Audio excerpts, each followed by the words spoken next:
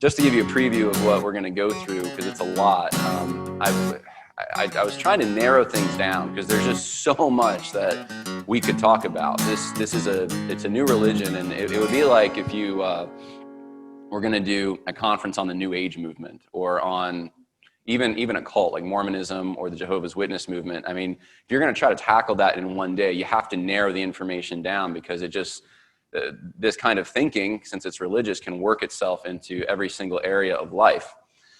And so I think I've been able to do that. And what I wanted to do first was to walk you through the history of how we got to this point. So what is social justice? So I'm not going to be reading a lot of scripture in the first session. It's just more explaining what is it we're dealing with. I think that's the biggest challenge, because once you can identify what this heresy is, what this false religion is, then you know how to deal with it. The problem is that it's very hard to identify, because it's very syncretistic. It attaches itself to all kinds of other belief systems, Christianity being no exception to that. And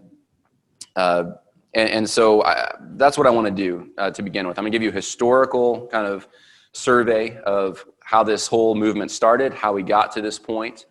And then for the two sessions in the afternoon, and then the Q&A, it's going to be a lot more fluid. So we're going to be reading some scripture. We're going to be going into detail about the current incarnation of social justice, what it looks like, how we can respond to it from a biblical standpoint. So that's kind of where we're going. And some of you know I am a history guy. That was my last master's was in history, and so I've become kind of a snob for using sources. So this is a sequential walkthrough of the social justice movement, and there's a lot of sources, so a lot of information. So if you're taking notes, feel free. You don't have to write everything down. What you do need to understand is just the basic the basic beliefs that have carried through this whole movement. So we're going to start with egalitarianism and go through Marxism and Post-Modernism and all the things that have been attached to this theory throughout the last 300 years. So we're going to go through 300 years of information, so hold on to your seatbelts. In Birmingham, Alabama, on June 1st, 2019, the largest Protestant denomination in the United States, the Southern Baptist Convention, approved a resolution endorsing two modern social justice teachings, critical race theory and intersectionality, as analytical tools which could aid in evaluating a variety of human experiences, so long as they were subordinate to Scripture. Did include that language. Pastor John MacArthur, a popular evangelical leader outside the denomination, predicted its demise since the majority approved of using external cultural cues to interpret the Bible.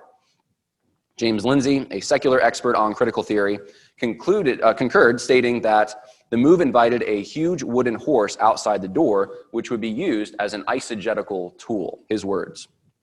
From The Federalist, a politically conservative news source, one writer stated the Southern Baptist Convention is being infiltrated by an ideology that is antithetical to the Christian religion.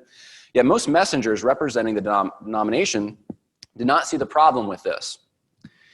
Pastor Tom Askell, one of the dissenting voices at the convention, believed people didn't understand what they were voting for, and as a result, in his words, were played. Yet since the recent increase in social justice rhetoric inspired by the Black Lives Matter movement, it has become apparent that whether self-aware or not, many professing evangelicals believe some of the core assumptions of modern social justice theory. The Gospel Coalition, a popular neo-reformed organization, hosted a lament session in which popular evangelicals denounced white privilege and systemic racism in both the country and the church. Phil Vischer, the creator of the popular children's show VeggieTales, argued in a viral video that racism in the United States was normative. Most of his information came from Michelle Alexander's revisionist work, The New Jim Crow, which even drew directly from critical race theorists like Derek Bell and Mary Matsuda. J.D. Greer, the president of the Southern Baptist Convention, proclaimed the phrase Black Lives Matter to be a gospel issue and moved to retire the use of both the name of the denomination and the gavel used to preside over meetings by associating them with slavery. These examples only illustrate the tip of the iceberg, which includes many denominations, organizations, Bible schools, ministries, and individual Christian leaders who have taken it upon themselves to show solidarity with the latest incarnation of the social justice movement. And despite new terminology such as get woke, decolonize, and mansplain, the current call for social justice is not a recent phenomenon. And I really want to stress that. This isn't really anything new. It's actually a repackaged configuration of egalitarian ideas heavily influenced over the past century by postmodern and Marxist derivatives. And because groups as diverse as traditional socialists, secular New Left scholars, progressive religious leaders, and today's critical theorists have all appealed to the principle of social justice in furthering their agendas, the various movements and contributions which fall under that umbrella have made the term very hard to define and identify, because what's social justice to one group may not be quite the same to another group. And so anytime you try to define this, you're going to get groups who disagree with you about their version of what social justice is. So let me be clear in giving you the history behind this, that there is a redistributive social justice which has a longevity, has a history behind it. And there may be, it's kind of like Christianity. There's different denominations, there's different sects, but at the end of the day, there's some core principles Christians, Orthodox Christians believed, even though a Pentecostal might not agree with a Calvinist, right? It's the same thing with this movement. You may have different groups, but at the end of the day, there are some core principles, and that's what we want to focus on. In 1971, political philosopher John Rawls released the popular book, A Theory of Justice, which conceived of social justice as the kind of benefit allocating system reasonable people would choose had they known what social identity, had they not known, sorry, what social identity, such as gender or race, they would be born into when they came into existence. And so this was called the veil of ignorance. And he said, if you didn't know that you were going to be a certain gender or a certain race or whatever external factor, this is the kind of system you would try to promote. It would be, and he called that social justice. If you had no knowledge of who you'd be. Now that's kind of vague. That's that's very rooted in man and subjective in a way. 5 years later, economist Friedrich Hayek concluded that social justice was in fact a vacuous term used to justify the redistribution of larger shares between unequal social groups. And I think because of what John Rawls did, it just became this kind of whatever side wanted to claim social justice, whatever group wanted to claim it, they would just claim it and say they had moral virtue because they were promoting social justice. And John Rawls basically ushered in something that Friedrich Hayek noticed is just used by socialists.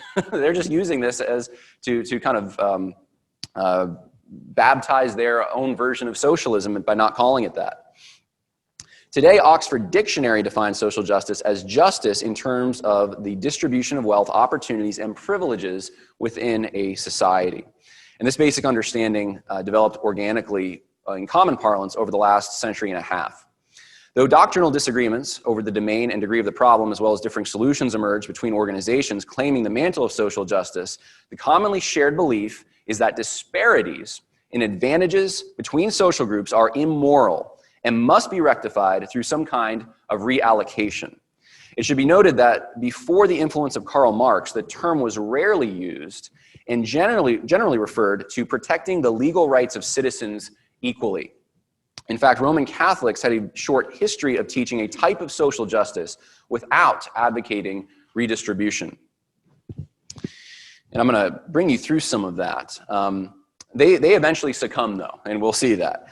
Following the Industrial Revolution, Roman Catholic social teaching sought to preserve the natural order which had previously existed through agrarian social bonds and obligations. So in short, before the Industrial Revolution, in a more of a feudalistic society, you had the lords, the people who owned the land, and then you had the people that worked the land, and there was a working together between the two, and there were certain bonds and obligations.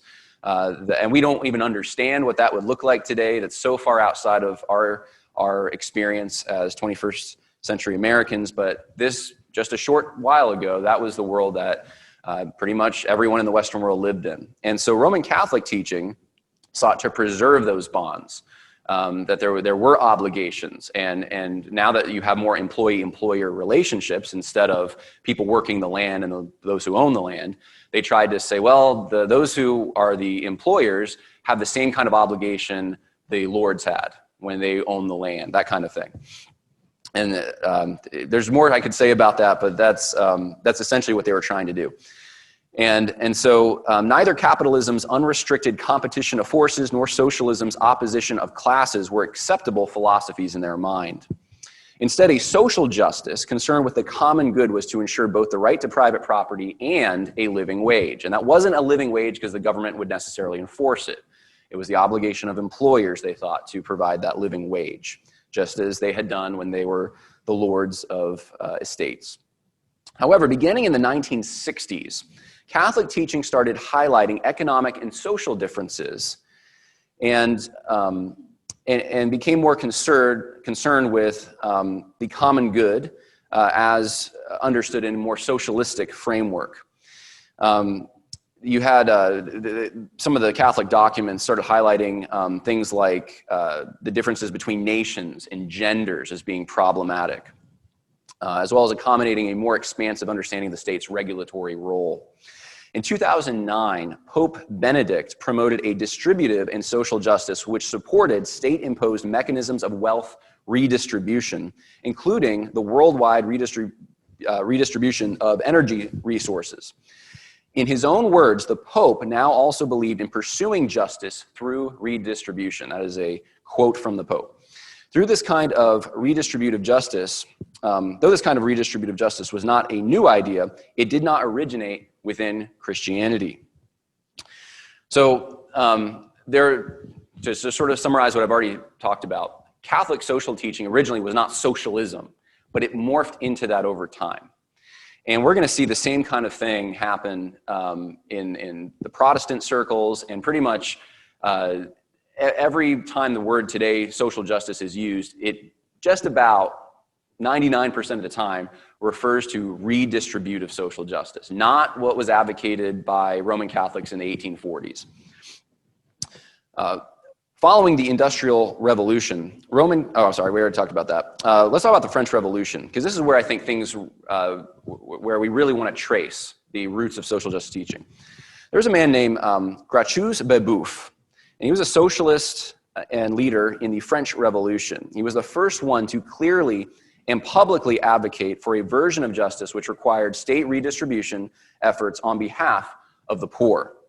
In 1793, he stated that the right to private property should be limited so as to prevent the injustice of depriving certain individuals of social and economic equality. Babeuf stood on a moral platform built by Jean-Jacques Rousseau, who imagined a world in which an egalitarian utopia replaced the traditional hierarchies and maintained itself by means of the social contract. So when we're talking about social justice, this is where we want to start, right? Some people want to start with Roman Catholic social teaching, so then they can say social justice has some kind of Christian base. It doesn't really start there. It starts before that, the kind of social justice we're talking about today, and it starts with these guys. Rousseau famously stated, "Man is born free and yet universally enslaved. Society itself," he believed, imposed political inequality by allocating different privileges like wealth and honor and power to some and not to others. Social institutions promoting inequality justified themselves by appealing to sacred maxims and claiming divine right. In contrast, Rousseau advocated a social compact drawing its moral authority from the general will, which eradicated personal dependence and compelled citizens to be free. His goal was to return mankind as closely as possible to a state of nature in which socially imposed disparities did not exist. Rousseau's teaching contained three major objectives, and this is important because this has carried through for the last 300 years. Three major objectives which have carried through. First, achieving an egalitarian ideal. That's number one. Second, dismantling social institutions which prevent its achievement. And third, the implementation of a force capable of executing the utopian dream. I'll read it one more time. First, achieving an egalitarian ideal. Second, dismantling social institutions which prevent its achievement. And third, the implementation of a force capable of executing the utopian dream. Interestingly enough, some of you might not know this, Jean-Jacques Rousseau claimed to be a Calvinist till the day he died.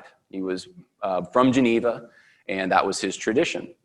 And some people have said, well, you can't be a Calvinist and believe in social justice. Well, maybe not a consistent one, but from the beginning, those who started this ball rolling actually had a Calvinist background.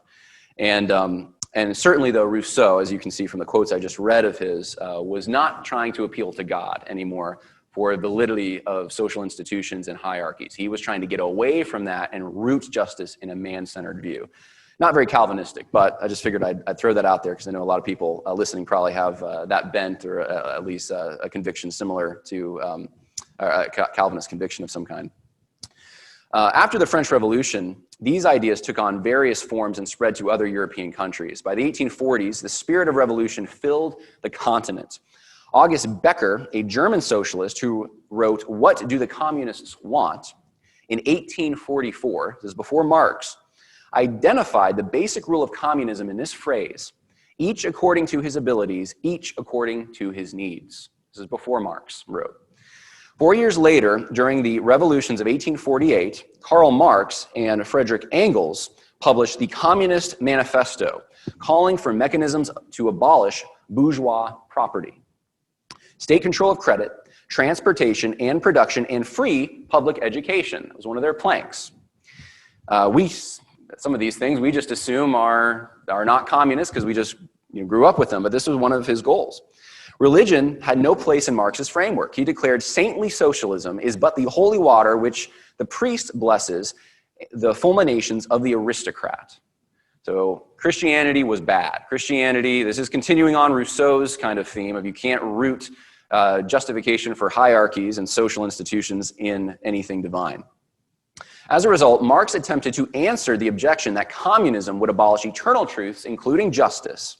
Marx's answer was not to argue for a common transcendent principle of justice compatible with communism, but rather to criticize the established understanding of justice as a form of exploitation, common to all past centuries. In a way, this is why the alternative phrase social justice eventually became popular. So Marx is saying, people are saying to Marx, what you're doing is destroying the foundation for justice in the first place. You get rid of God, you get rid of justifying social institutions based on God, you can't have justice. And Marx says, well, justice is just a social construct, essentially, to use some modern, postmodern terminology. He's saying that justice itself, what is that? That's just a tool that the oppressors use to try to oppress their victims. So he destroyed any kind of justice. But in a day when most people were religious, that doesn't fly too well.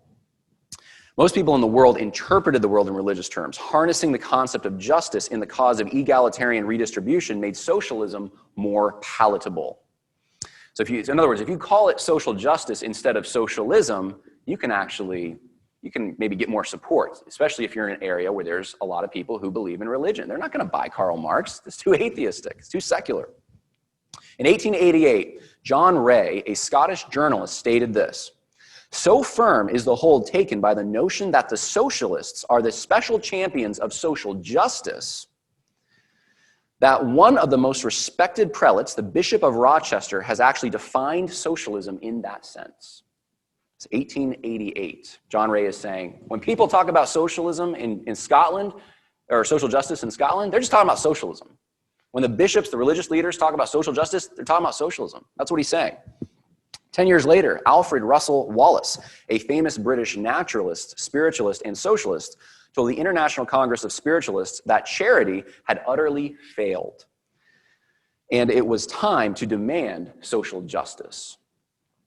In his book Unjust, Social Justice and the Unmaking of America, Noah Rothman stated that social justice came from utopian theological movements in the 19th century before becoming an element of the left's governing program in the mid to late 20th century. Social reform movements for abolitionism, women's rights, anti-Masonry, and temperance all took on almost revolutionary form of immediacy in the northern United States. Simultaneously, socialist utopian schemes like Brook Farm and Oneida Community, as well as the influx of socialist immigrants like August Becker, who we just talked about, came into the Union Army and American journalism after the failed 1848 German Revolution. And that prepared the way for both secular and Christian social justice efforts. Franklin Sprague, a Christian minister in Springfield, Massachusetts, and a member of the socialist society called the Connecticut Valley Economic Association, wrote Socialism from Genesis to Revelation in 1892. In it, he argued for Christian socialism, which he claimed applied Christian ethics to the economy and was the only basis for peace. Though Sprague wanted to reclaim the term socialism, he admitted there was prejudice against the word and often used the term social justice instead. He argued that there were two competing visions for the state's role. One was individual liberty, which protected individual license, social inequality, and individual tyranny. So that's our founding fathers right there.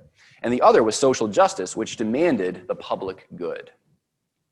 In 1897, Charles Allen, a contributor to the socialist-friendly magazine The Arena, portrayed the Hebrew prophets and Protestant reformers as the first to define the principles of social justice by taking the side of the people against privileged classes.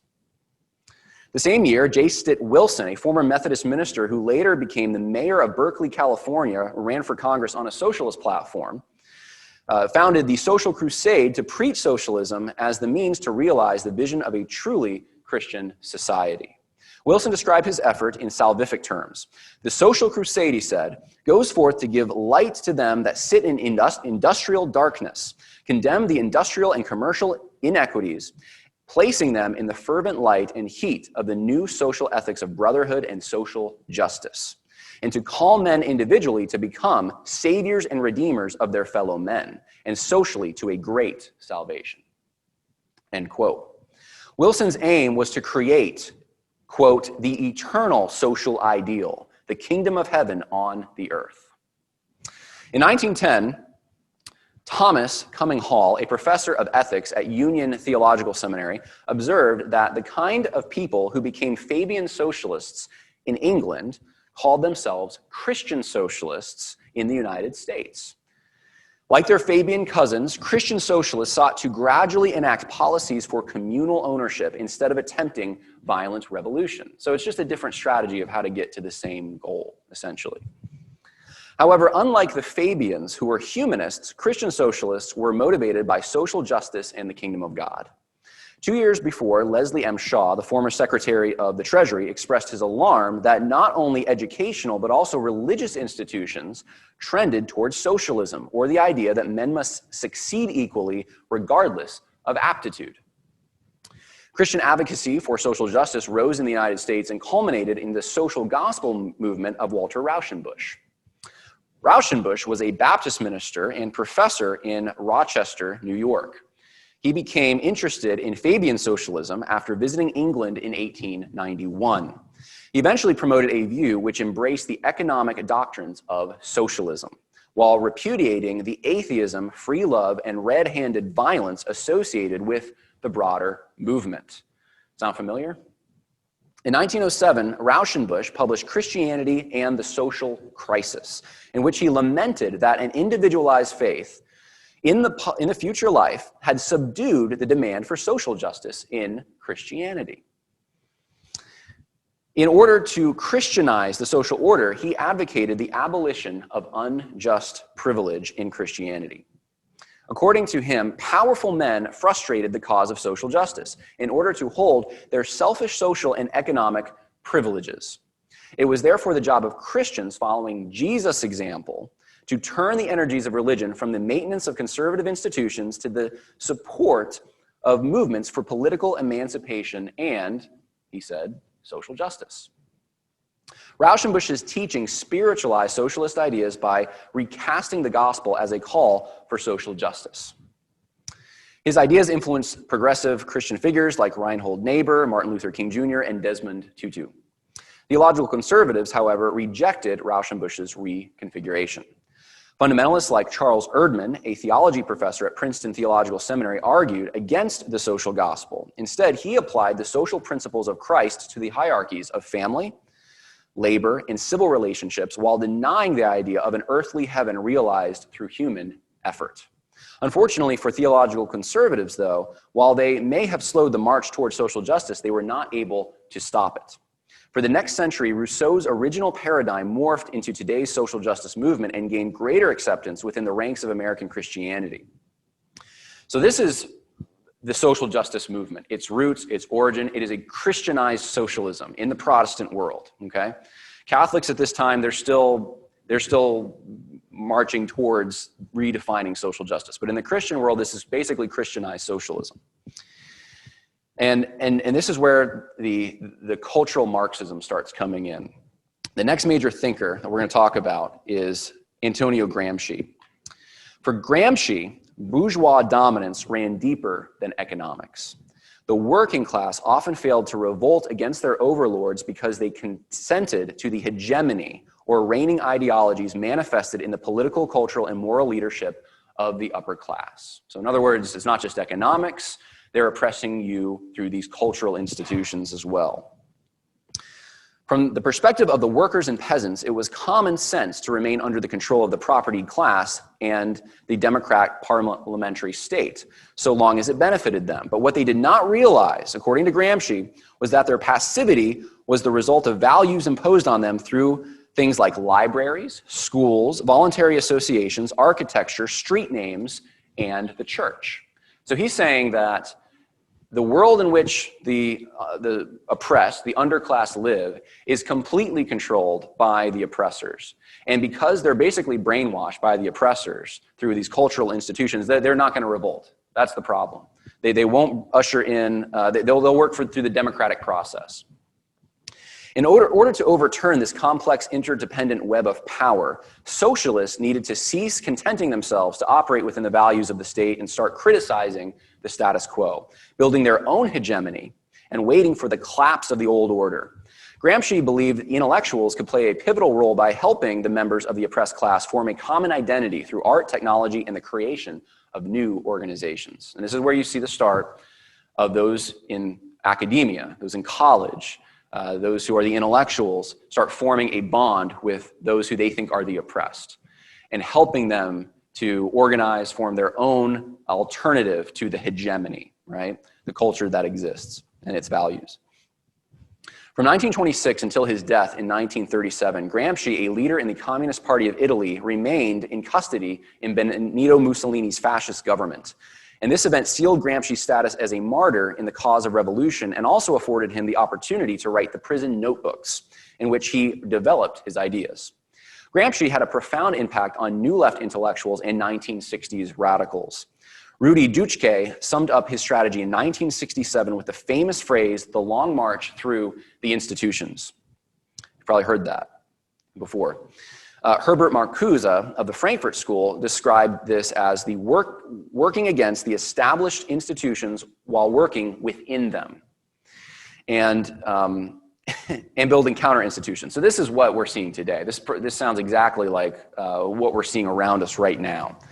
As the 20th century proceeded, Western Marxists like Gramsci drilled deeper into the culture, identifying conditions by which the powerful exerted their dominance. And this is where we start seeing what, at the time, it wasn't called postmodernism. It was pre-postmodernism, Hegelian ideas, Kantian ideas, ideological ideas instead of realistic ideas. This is sort of the ground in which postmodernism was built. But we start seeing these ideas come in. I'm going to give you a few examples of this. And this is the tools they use to drill deeper into the culture.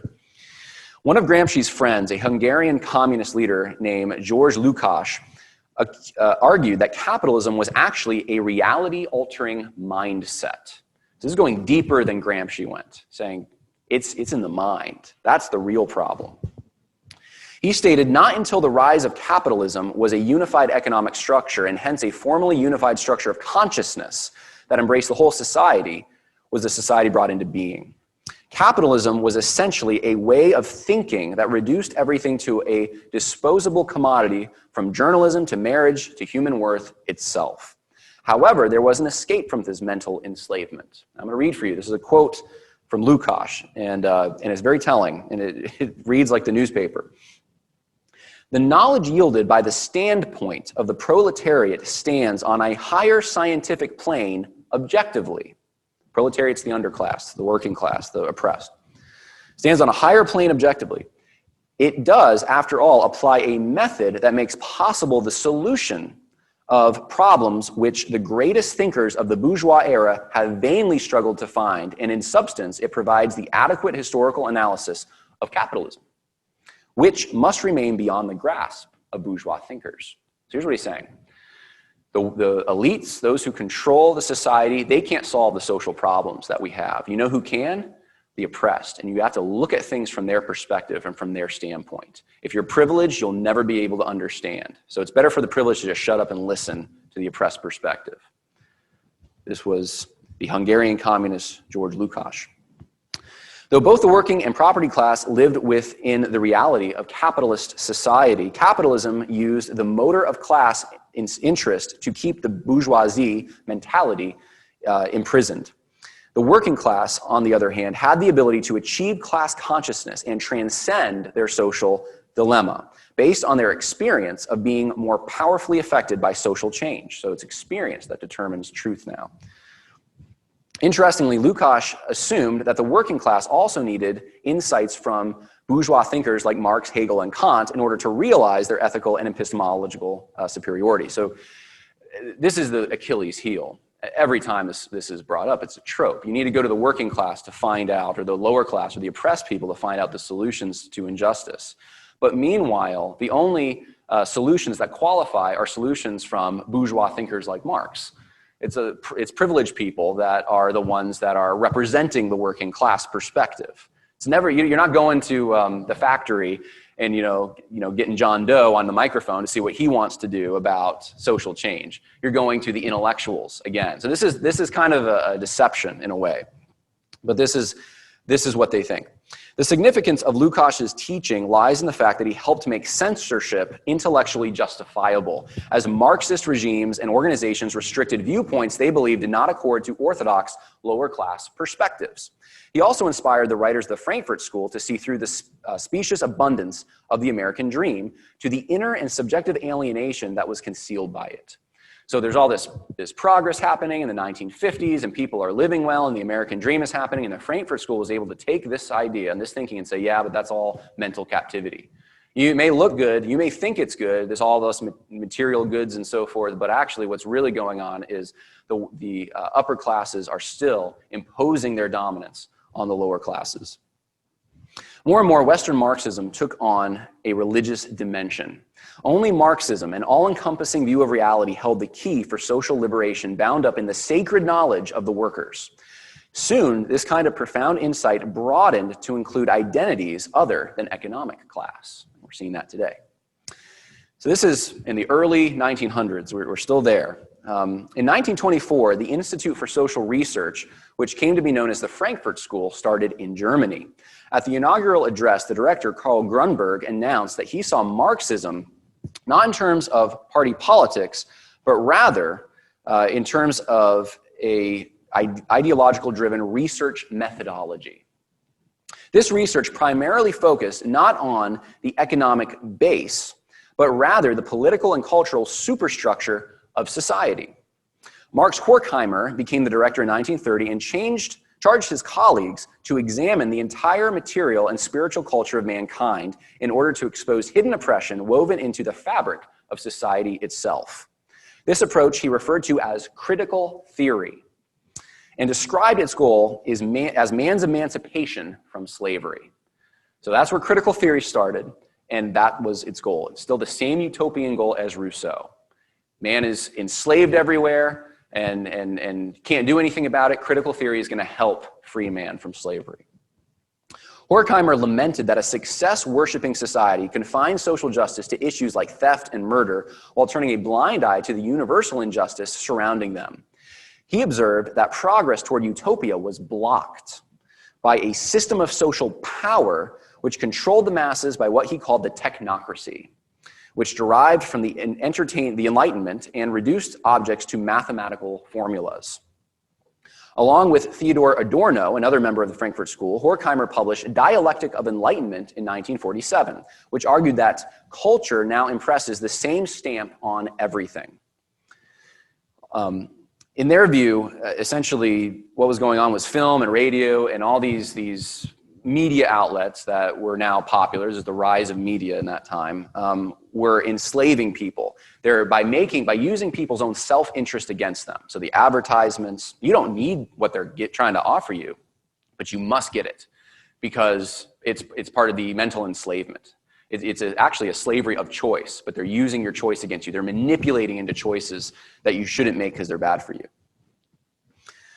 And so this is why the American dream was bad, that whole time period. Instead of the bourgeoisie oppressing the proletariat, it was the producers and advertisers enslaving consumers by using their desires against their own interests.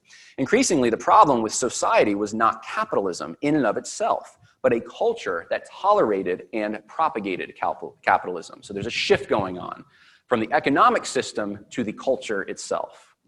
It's not just an economic problem anymore. This is a social problem. The Frankfurt School thus analyzed and uncovered the totalitarianism baked into various aspects of culture, including commerce, education, religion, entertainment, and sexuality. And I'm going to give you an example of that.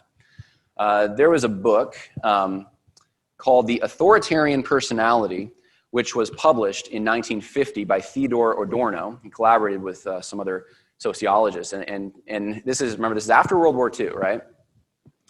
And it had a profound impact on the direction of university research. And here's what the study did. It created something called the F scale. Some of you might have heard of that, which stands for fascism. So it measures how fascist you are, essentially. And it suggested that traits such as submission to parental authority, a belief in traditional gender roles, family pride, fear of homosexuality, a strong devotion to Christianity, and the notion that foreign ideas posed a threat to American institutions signaled implicit pre-fascist tendencies. So if you are, and there's other categories he used as well, but if you were just loved your family, loved your country, and submitted to your parents, well, you may be a fascist or going in that direction, all right? And this got into university research. This is the root of what we're seeing today and all the ridiculous critical theory research that we see.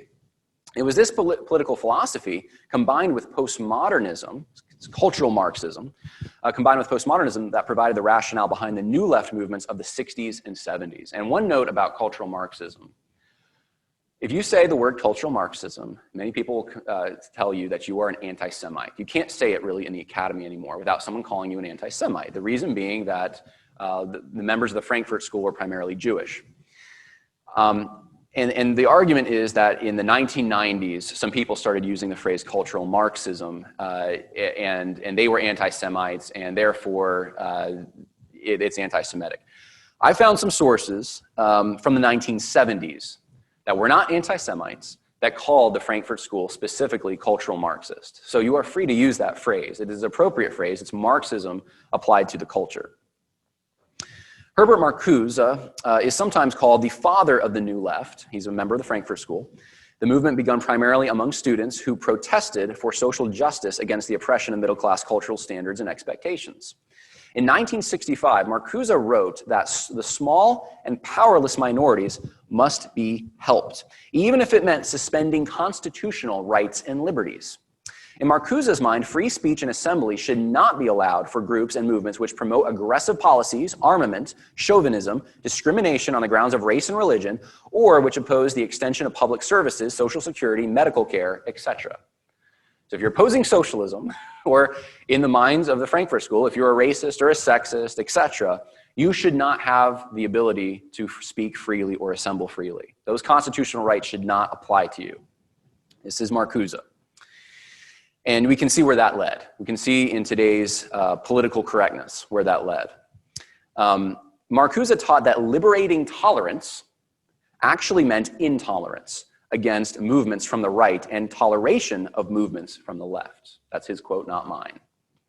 So whenever you hear the word tolerance and you think the old definition of tolerance, think Marcuza's definition of tolerance. And so those who propagate capitalism, those who are part of the hegemony, they are not to be tolerated. That's the moral of that story.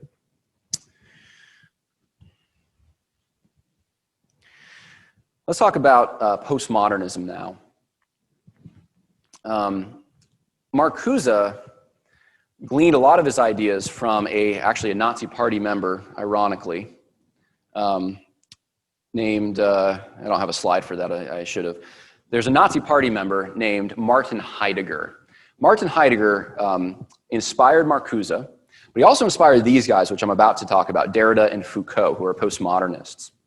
Heidegger believed that things were in part defined by their context and not simply their essence. They're defined by their context, not their essence. Where they exist in a social framework, that is what defines you, okay? Your identity is defined by that. Not by who you are on the inside, right? And this is anti-Plato. This is anti-Platonic. This is really anti-Christian, this kind of understanding of definition. So things are defined by their context, not their essence. For example, factors like time, language, philosophy, and reason itself shape the identity of individuals. Marcuza put a Marxist spin on Heidegger by applying this idea to the examination of social arrangements, economic orders, and political formations. Thus, cultural institutions and associations should be defined and described not according to what they are in and of themselves, but by their overall effect. So what am I saying? This is because parsing these postmodernist guys and pre-postmodern thinkers is very difficult. What he's saying is that you don't come into the world as someone with imago Dei, a definition of yourself, certain responsibilities you have as being a son or a daughter, and then a father, a husband, etc. Those define you in part, but you're actually part of a bigger matrix of things that define you. Your culture defines who you are. So identity becomes this big thing, and it creates some insecurity because there's really nothing solid by which to claim your identity. You can't say this is who I am because it's, well, this is who I am contingent on where I exist in a social framework, my power level, all sorts of other factors. Two influential French postmodernists, Jacques Derrida and Michel Foucault, took these ideas much farther. Derrida, who is often called the father of deconstruction, believed language did not correspond to reality, but rather to itself. This was summarized in his famous statement in 1967 that there is nothing outside the text. In other words, the symbols which make up language are enmeshed in a sea of other symbols which relate to one another according to the arbitrary norms and rules of institutional structures. To put it another way, meaning was not found in what was said, but rather by what was meant in accordance with the hegemony of language. You ever hear political liberals talk about dog whistles, right? Conservative says, well, we support the free market. Well, that's a dog whistle to all the white supremacists. Think Jacques Derrida. The words don't mean what you think they mean. The words mean what the cultural hegemony intends for the effect the cultural hegemony wants them to take when they say them, all right? So this is where the postmodernists can deconstruct your language and tell you what it really meant. Because it's not according to what you thought it meant. It's not authorial intent as much as it is what it means in the context and what the effect it's having. So using certain tools of analysis, many of which were inspired by Marx, Derrida endeavored to deconstruct messages in order to expose the prejudice embedded within them. In so doing, he was actually deconstructing the entire identity of nation-states as represented in their language. Derrida stated himself that deconstruction was a radicalization of a certain Marxism, his words, not mine, and its purpose was political. Because language applied to everything, everything became political. Does it feel that way? Like everything's political? You can't get away from politics because it's embedded in language. In the same way, Derrida deconstructed language. Michel Foucault deconstructed knowledge by making it dependent on power. Foucault found the classical Marxist critique empty because it failed to understand this reality. He stated that a phrase like liberate scientific research from the demands of monopoly capitalism may be a good slogan, but it will never be more than a slogan because in actuality, knowledge and power are integrated with one another. In other words, science itself is embedded in a discourse. That's the word he used. Discourse is kind of like Gramsci's hegemony. The discourse is what controls everything. The discourse is the language used, the narrative of the culture used to enslave. So science itself is even embedded within that, in that discourse, or in a way of thinking which occupies a social space. You hear a lot of talk about spaces today, right? Space is the jurisdiction that the discourse has. I heard this all the time in seminary. Approved by the powerful and used to dominate the bodies, it's reducing people down to bodies, the bodies of the less powerful, all right? So a space is the area where the discourse enslaves people. So you hear about white spaces, black spaces, safe spaces, right? These are certain areas where there's a reigning narrative. And if you are on the outs, if you are an oppressed person of that narrative, your body will be affected in a bad way. So the police shootings, et cetera, a lot of times you hear people talk about those things in terms of, well, it was a black body or a brown body, or Beth Moore said recently, it's important to realize Jesus was a brown body who died on the cross. Well, why is that important? That's Foucault. That's Foucault talking. So that's what the discourse does. It oppresses bodies. From the 1960s to his death from AIDS, he contracted at a sadomasochistic bathhouse in 1984. Foucault argued that modern ways of thinking about things like insanity, disease, criminality, and sexuality were all motivated by an exercise in control and oppression. Institutions like hospitals and prisons developed to enforce the prevailing social knowledge. Now, there's some thought that as Foucault was dying in the hospital from AIDS, he started to rethink some of this. It was a little too late, because he's being cared for in one of the institutions he said existed to oppress people, and he was getting good care. Foucault became more popular in America than in France, which is interesting, and helped propel critical theory into new areas of study. Edward Said used Foucault's power-knowledge dynamic in the creation of post-colonial theory, which traced ways in which Western scholars treated Eastern peoples as a cultural and intellectual proletariat through their research. Feminist scholar Kathy Ferguson appealed to Foucault's theory of social appropriation to explain how university programs were instruments of power to reinforce the bureaucratic discourse. Anna Marie Jagosi, in her 1996 book on queer theory, stated that Foucault's writings have been crucially significant for the development of lesbian and gay and subsequently queer activism and scholarship.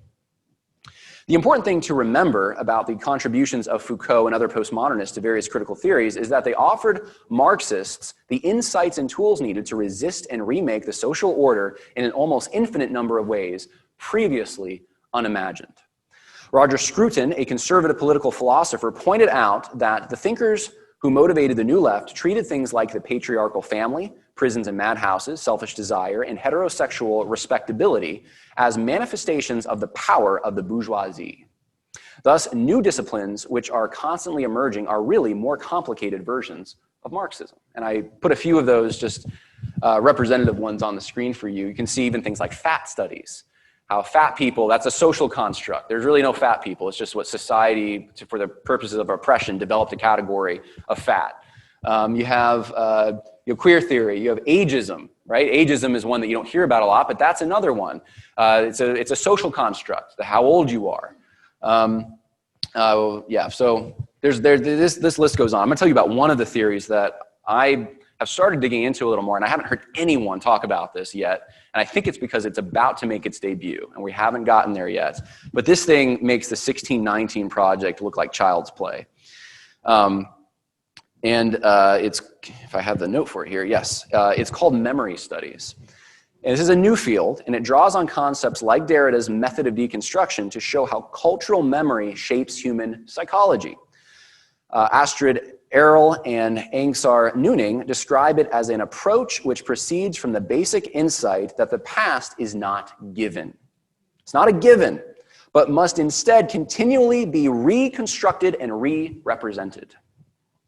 Yet subfields such as Africana cultural memory studies trace the denial and manipulation of African rights, privileges, and identity using the speculative process of Black cultural mythology for the purpose of liberation. Their words, not mine.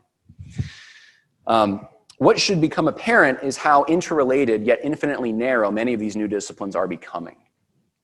I'll tell you this, when I was looking up memory studies, because I'll just tell you a personal little aside here, I had found this doing a study on Civil War historiography.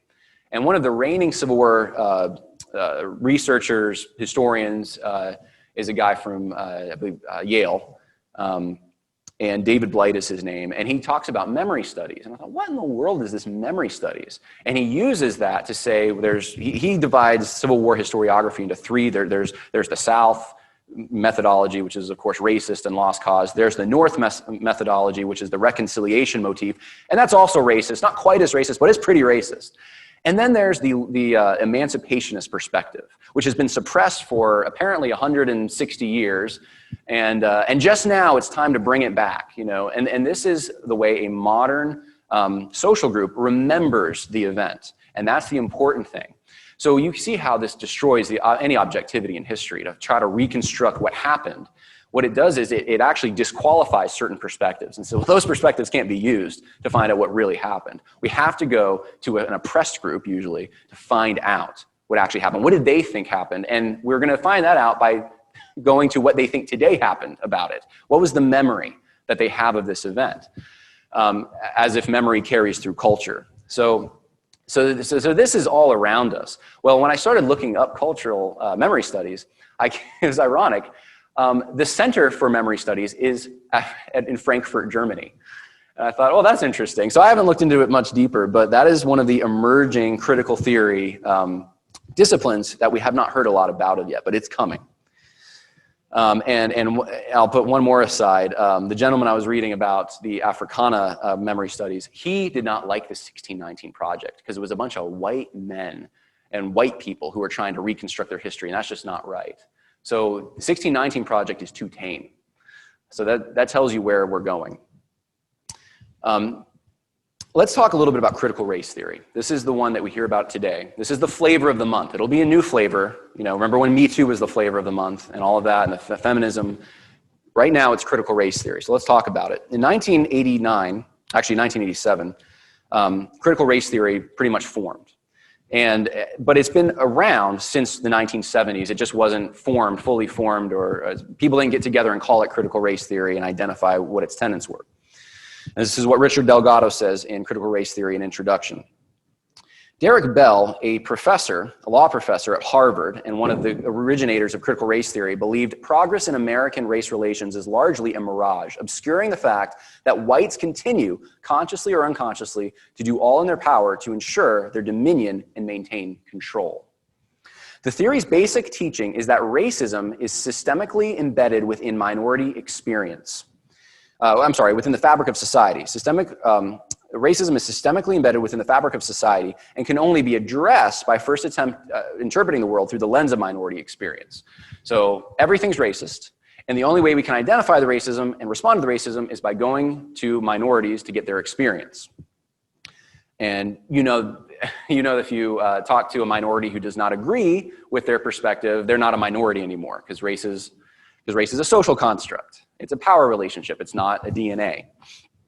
So there's an ideology behind race.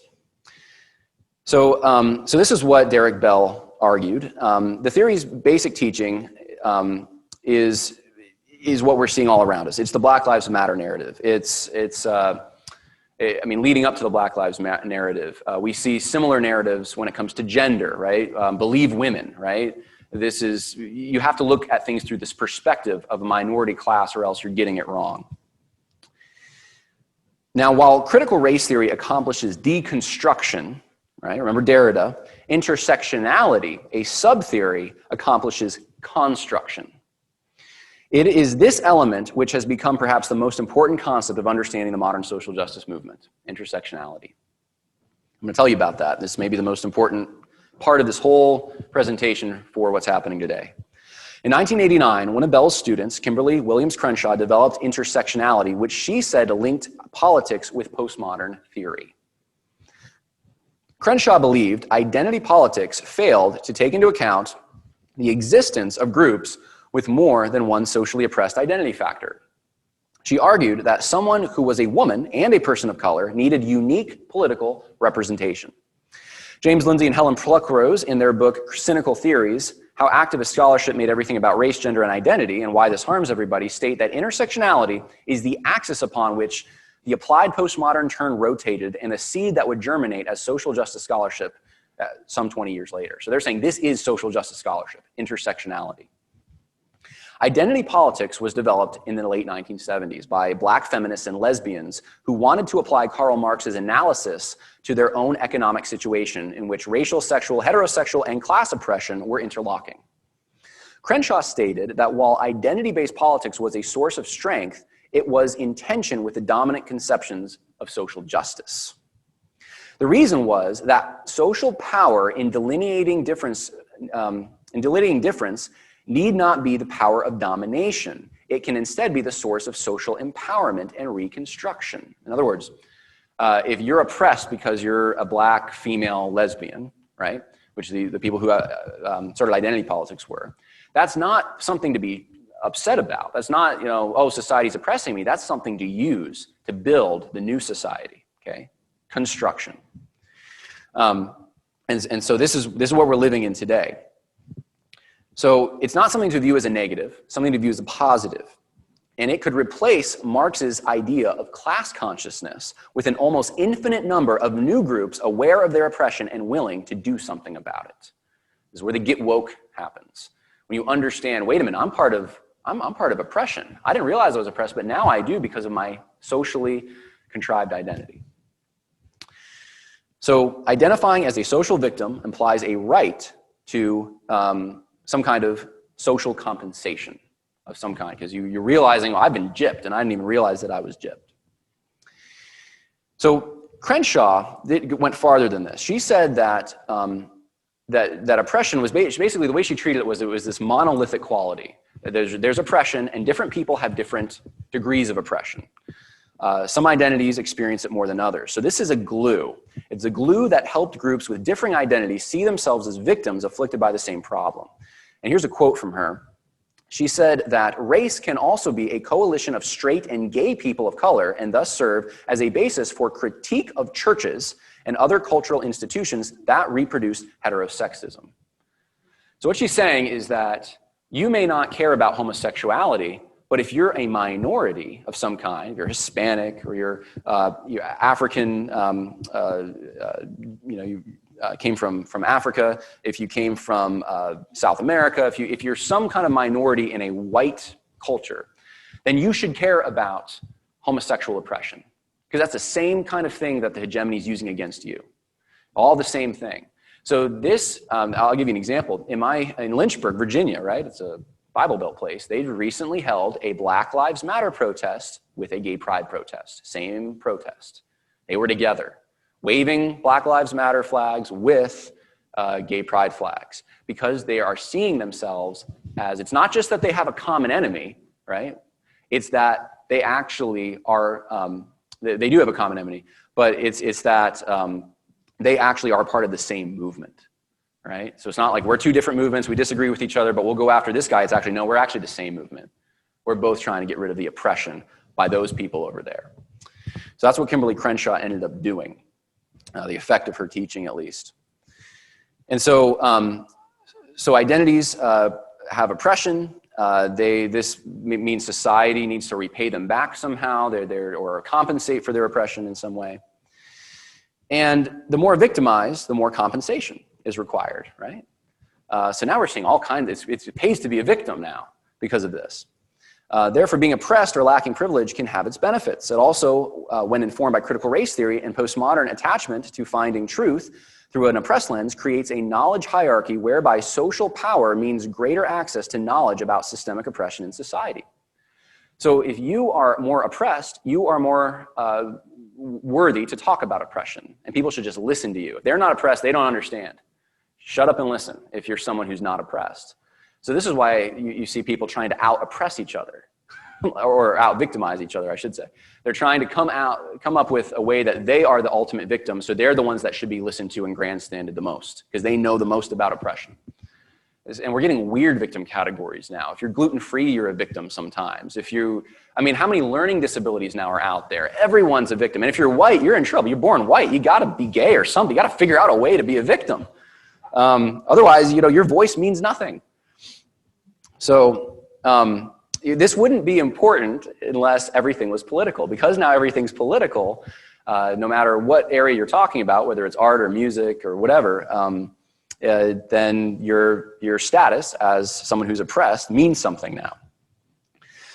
So to close this out, Karl Marx believed the bourgeois were biased in their conception of justice because it was rooted in their own dominance. Lukács thought the key to solving the problem of capitalism rested in the knowledge of the proletariat. But it was Crenshaw who established the building blocks for a scale whereby the less privileged someone is, the more right they have to be listened to concerning oppression. Patricia Hill Collins, a pioneer of intersectionality, refers to this prioritization as rooted in standpoint epistemology, which she states defends the integrity of individuals and groups in interpreting their own experience by positing that experience provides distinctive angles of vision on racism, heteropatriarchy, and capitalist class relations for people who are differentially privileged and penalized within such systems. Thus, if someone possesses a privilege by nature of being part of a dominant cultural identity, such as straight, white, heterosexual Christian male, they are less qualified to address issues of injustice, and their posture should be one of listening. Thus, the modern social justice movement has thoroughly combined principles of postmodernism with Marxism in order to not only redistribute material resources, but also power, privilege, and truth itself. From the streets of France to the heart of American evangelical Christianity, the past 300 years have seen many changes in the nature of redistributive social justice. Jean-Jacques Rousseau imagined a centralized power capable of achieving egalitarian equality. Karl Marx wanted to accomplish this dream through the redistribution of resources from the haves to the have-nots. Walter Rauschenbusch Christianized socialism under the banner of social justice. Antonio Gramsci believed it was the cultural hegemony and not simply the haves, which was actually responsible for oppressing the have-nots. George Lukács saw capitalism as an oppressive mindset and not just an economic system. French postmodernists like Jacques Derrida and Michel Foucault deconstructed language and knowledge as social constructs and power dynamics. And Kimberly Crenshaw Williams developed intersectionality, which attempts to construct a new hierarchy based on a matrix of socially constructed victim categories. Achieving social justice has gone from the redistribution of income to redistribution of privilege, from the liberating of the social classes to the liberation of culturally constructed identities, from lamenting victimhood to promoting victimhood, and from changing society through politics to changing politics through society. Gramsci's long march through the institutions is almost complete, and its final stage is to capture the last stand for Western civilization and conscience of the country, the American Evangelical Church. So, in the next two sessions, we will talk more about what this is doing to the church, how to identify it, how to respond to it, and it'll be a little less rigid. Because I wanted to get you all this information as best as I could on the history, but we're gonna talk about the application of this. And I got some important things to share with you. So with that, I probably went over. Oh, do I have more time? You want to take a few questions, or? We can take a few questions. All right. Any questions about what I just presented?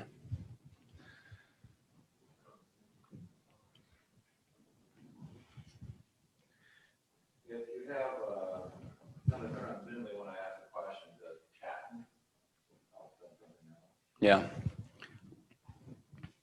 There's some things I skipped on purpose. Go ahead.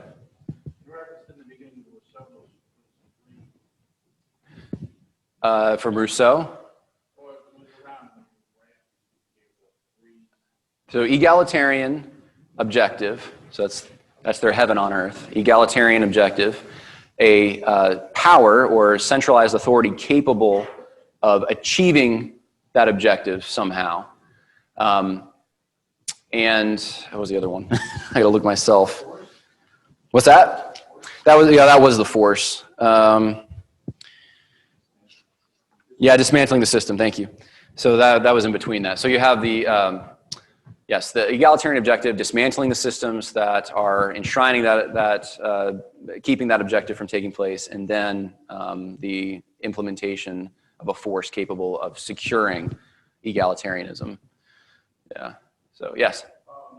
Where did this protest take place where Black Lives Matter and? Lynchburg.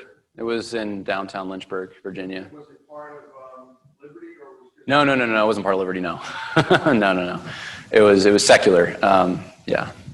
Yes. Really, you caught my attention with that memory studies. Yeah. Reconstruction of history and stuff. Where do you see that emerging right now? Are you working in the academic setting, or do you see it more? Well, yeah, it's more academic, but it's filtering down. I think, so you had deconstructionism in the 1960s, which was like Howard Zinn, and that was, that's the American context. There were other people in other parts of the world that were doing it with really post-colonial studies is the main thing people look to when they say deconstructionism, which was the idea that what people in the Western world had stereotyped people in the East when they wrote about them. And this was a form of colonialism of the mind. They're colonizing people by making them fit into their categories and oppressing them. And so people in the East think of themselves as subdominant because somehow the people in the Western world are imposing their own narrative on them. And so this extended into America in memory or deconstructionism, which has rewritten the curriculum of a lot of our history. The founding fathers were just a bunch of white males who their concern was to make sure that they could preserve their money and things like that. They weren't really after liberty. Obviously, they had slaves. They couldn't be after liberty. Women couldn't vote. They couldn't have been after liberty. So that's deconstructionism. Memory studies is deconstructionism on steroids, because it's not just in deconstructionism, which we've been living with now for years. You look back at the past and they usually cherry pick. They usually take things that fit their narrative, cast aside things that don't fit their narrative in order to construct a narrative that they want. Memory studies goes the extra step and says we have actually a philosophical justification for doing that, in the fact that only oppressed memories can speak authoritatively about the past, right? That's where it's going. So in other words, if you try to bring a source to bear, a primary source to say, let's say I bring up the fact that the founding fathers were ending the slave trade by 1808, and that was their goal. And they enshrine this. We need to stop this. This is not good. Well, if I use that source and I interpret it in the memory of the class that I come from, a white American, then I'm disqualified immediately. What do minorities think about what the founders did in that? What's their conception of that move? Interest convergence, which is what Derek Bell came up with, is the idea that whites just, even the civil rights legislation was just more oppression from the whites. It didn't really mean anything because they're going to keep oppressing, and it didn't hold them back from oppressing. And so you could look at something like that decision that the founding fathers made and say, well, it's ending the slave trade. Their motives weren't because they had any care for slaves or, so it just impugns and constantly rips down any kind of anything that Americans have taken pride in. So I see it playing out everywhere, honestly. I mean, I think Jamar Tisby's Color of Compromise is a good example of what memory studies is. In fact, Campus Crusade, they have something called the Lenses Institute. And recently, they did a training, and I can't say this 100%, but it looks to me like what they're doing is they're taking different segments of Crew and putting them through Lenses training at different times. So those who haven't been through it don't really know what's coming, and they think Crew is still safe. But it seems like it's very well planned. And I know a bunch of people in Crew that have been, they have to basically make an agreement. They are not going to share any of what's going on at the Lenses meeting. So I can't publicly share any of it, but they've sent me screenshots. And one of the things in a recent Crew mandatory training at Lenses was they talked about memory studies. And it was exactly what I'm talking about now. And that's what woke me up to this more. I thought, that was the thing that I thought, there's something to this. This isn't just what I read in David Blight. What is this? And I started doing some homework and realized what it was. And it's critical theory applied to history. And so this is in evangelical Christianity now. Yeah. And like I said, no one's written about it as far as I can tell from a conservative perspective. Yeah. I got 3 questions from the Zoom folks. I'll try to be short. Okay. The first is, what is the greatest deterrent to those seeking to accomplish the goals of this movement? The greatest deterrent, from their perspective, what they think is Trump. They think Trump is the one that's holding them back. What can we as Christians use to deter it more? Honestly, so I'm going to take you to a little story real quick. I'm going to try to make this brief. I was sitting in class at Southeastern Baptist Theological Seminary in a spiritual formation class of some kind, and they the professor played a clip from like over 10 years ago of Al Mohler on Larry King. And they had a bishop, or a rabbi, Rabbi Shmuley on there. Rabbi Shmuley was saying, Christians are responsible for the Holocaust and for the Crusades, and they're just the worst kind of people, what Christians have done.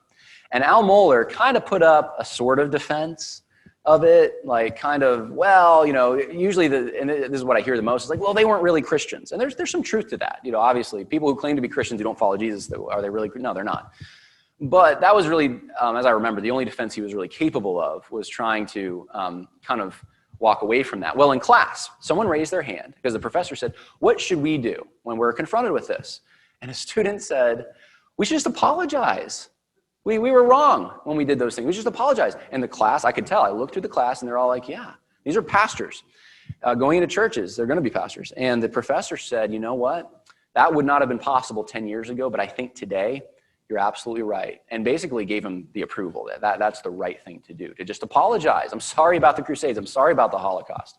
I raised my hand and I said, honestly, I think we should be teaching Christians to interpret history correctly and not to buy into the idea that it was Christians who were responsible for these things. I think once you say that, you've given up the whole debate. And then painting those things like, obviously the Holocaust is horrific, right? And that wasn't Christian motivated. It wasn't based on Christian assumptions, but something like the Crusades, it's not as cut and dry as people want to make that. So you need to understand what the history of the Crusades was and why the Crusades happened and how it was a response to Islamic aggression. And the other bad things that happened in the Crusades. But it's not nuanced, it's oversimplified. And that was my answer. And the professor did not, I could tell, they didn't care for my answer.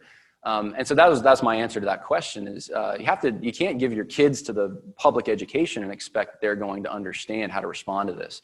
You have to teach them these disciplines, even science now, even math now, because it's worked itself into math. You have to train them the correct way, to live in the world that God made. Objective truth exists. It relies on the character and nature of God. There's tools that he's given us that everyone can appeal to, no matter what their age, race, whatever external factor. Truth exists in the real world. So that's my answer. You have to educate your people on it. It may get to the point where churches have to start not just applying hermeneutics to the Bible, but at least showing people, hey, these principles that apply to the Bible and studying the Bible, they also apply to everywhere else. It's not just the Word of God. These are things that God has given us to interpret the world. Authorial intent applies to the Constitution, not just the Bible. So I hope that answers the question. Okay, second question. In your view, what is the end game of CRT and intersectionality? Is it deconstructing our U.S. Constitution? Is it replacing our current governmental systems? Both. Yeah, both, definitely. They don't have any respect for the Constitution. Like you heard what Marcuza said, Bill of Rights doesn't apply to oppressors. So it wants to create basically a communist regime, which is even more, it's more communist than the Russians, because the Russians at least had modernity. They believed there was science. They believed they needed it to construct their weapons. What's happening now is postmodern Marxism, and that, in my opinion, that's even more dangerous because it gets into the realm of ideas and it deconstructs truth completely. And so that's their goal. Is same goal Satan had. Has God really said? No, he hasn't. We are going to make a society made in our image. Intersectionality is its own hierarchy. If you're more oppressed, you're more at the top of the hierarchy now. Things should adjust for historical oppression against you. And so we're going to recalibrate the whole idea of hierarchy. Ultimately, behind that, we know that the oppressed aren't the ones that benefit from this. They're the ones that hurt the most from this. It's the sociologists and the elites who are using the oppressed as a human shield who benefit, because they get to, the Democratic Party, for instance, gets to represent the oppressed. They get to tell you that you need to take your immunization because it's required, and you don't have any argument against it because you're a white Anglo male or whatever. You are disqualified from speaking. So this is a tool used to shut up any opposition against creating what's called an open society, which is what George Soros wants to create. So Yeah, if you look up the Great Reset, you'll find out more. And look up China's social, what do they call it? It's a socially based social credit system. There you go. China's social credit system, where there's cameras everywhere, and you have a social credit which will determine whether you can take things out of your bank account and get a job and invest. And it's all based on your behavior. So, yeah. Third question. Is this ultimately an attempt to have the ruling elite control the masses by bringing division to competing victim groups, and the elite will enforce peace to multiple groups, freeing them to serve only the elitist oppressors? Yeah, that's what the Russians think, I think, right now, from what I've heard. We have a gentleman here that might know more than me because he's been in Russia as a missionary, but the Russians, especially during the Soviet era, I mean, they were behind a lot of things. Some things that we don't even want to talk about because there's obviously, we agree with some of the core understanding that the civil rights movement had, right? Which was that the civil liberties needed to be extended. They needed to apply to minority categories. As Christians, we would agree with that. But what you saw in that movement was there was a mixture of a lot of different things, and Russians had their hand in a lot of what was going on, and it wasn't because they cared so much about black people. The Russians didn't care about that. They cared about disrupting civilization as quickly as they possibly could, breaking it apart, trying to get Americans to be at the throat of other Americans, and anything they can use to disrupt that, they'll use. And I see that certainly with the COVID stuff. If you went to the World Economic Forum website about 3 minutes after the COVID pandemic struck, they had articles on how to restructure education globally for the future, where they're going to have tons of money to pour into education, where they can provide free computers and all the resources you need to educate your child in the world of COVID, because you can't go to school. They're going to be the ones to provide these resources, and states will enforce them. You saw the global warming thing come back. We need to restructure our entire economy because the way we dealt with COVID is the same way we got to deal with global warming. They had an endless list and it read like it's their platform, it's their plan. So global elites have been chomping at the bit for something like this, where they can see a disaster, see something that we're all afraid of, come in and provide the solution to the disaster they created. So yeah, yes. All right, and then Dan Fredericks, let me go back. Dan Fredericks with United Indian Mission had a very good comment on this. He said, working with Native Americans, I get this notion with respect to Columbus coming to the Americas.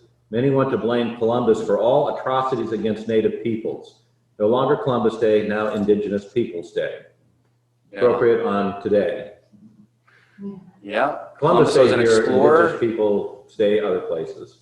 Yeah, that's actually a good example, because on Columbus rests the whole entire weight of every atrocity that's happened in the New World, when he was really just an explorer, from lack of a better term. He wasn't he wasn't a conquistador, but he bears the responsibility because of his participation, and that's what they'll get you to be a participant in some kind of injustice in 2 steps or less if you're conservative.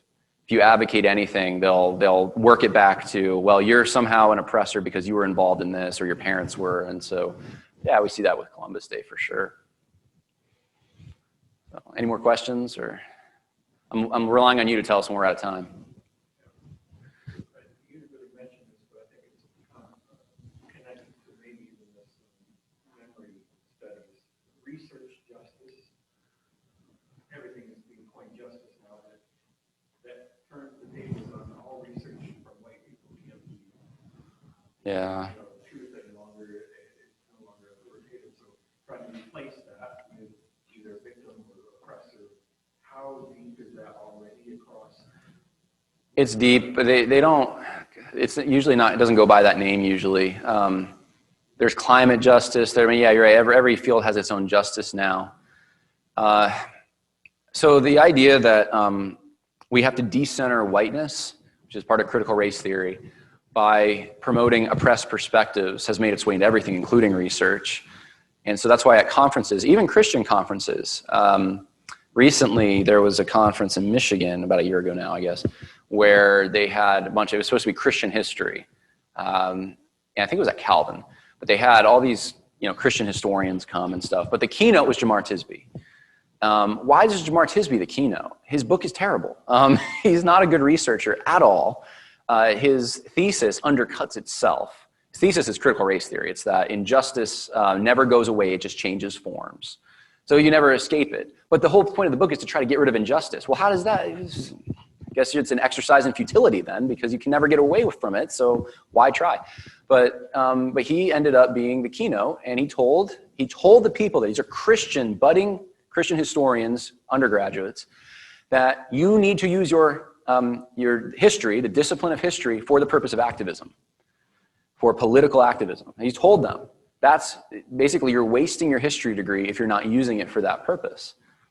So, this is pernicious. It's just in everything. And what needs to be restored is a sense of objectivity, that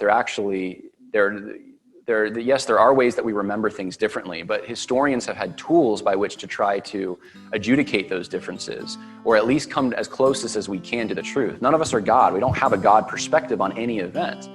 But we can look at the different perspectives, like a battle, let's say Gettysburg, and you look at all the different accounts that came out of Gettysburg. You can look through those things and construct, as to the best of your ability, what happened at Gettysburg, right? Same thing with what happened when Jesus was on the cross. You can look and try to construct, okay, we've got Matthew, Mark, Luke, and John, and they're inspired. We believe that as Christians. These are inspired Word of God. So we can look at these things and we can construct a reality, what God wants us to know from that. We weren't God, but we have His revelation, right? And there's natural revelation, there's special revelation. And in natural revelation exists tools of logic and reason.